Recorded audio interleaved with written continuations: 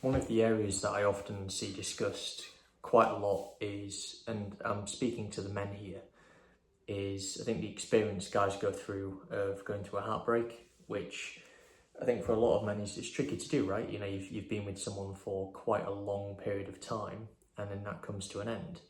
And there's going to be an area of your life where there's just a complete void there, you know, outside of work, outside of activities you do outside of work, whether it's going to the gym, whether it's running, whether it's social events, etc. There's going to be a void that's been formed because of the absence of a person no longer being around.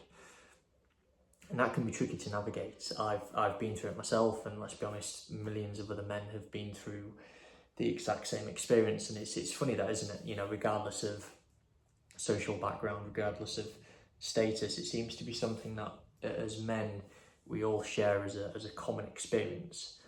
And I guess from my point of view, the challenge is understanding what do you do with that, right? What do you do with that feeling that you get when you go through that experience?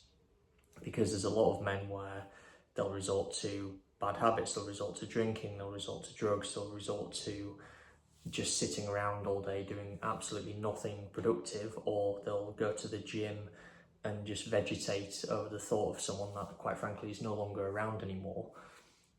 And whilst on the one hand, yes, they're pursuing an aspect of self-development, which is fitness, they're doing it in quite a one-dimensional way. Going to the gym and being fit is just one aspect of development, and really it's, from my point of view, it's a minimum. The idea of being in good shape, the idea of being healthy is something you should be doing anyway, right? That's a good thing to do, but it shouldn't be the only thing you're doing.